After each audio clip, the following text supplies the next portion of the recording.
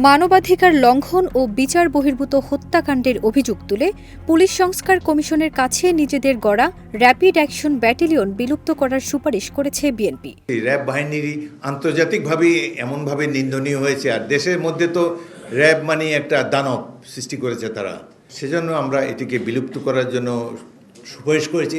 10 December গুলশানে দলের চেয়ারপারসনের কার্যালয়ে এক সংবাদ সম্মেলনে বিএনপির স্থায়ী কমিটির সদস্য হাফিজ উদ্দিন এ কথা জানান।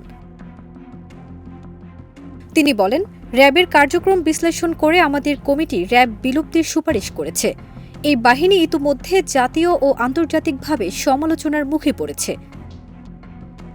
হাফিজ উদ্দিন বলেন, মানবাধিকার লঙ্ঘনের কারণে যুক্তরাষ্ট্র ইতিমধ্যেই র্যাবের উপর নিষেধাজ্ঞা আরোপ করেছে।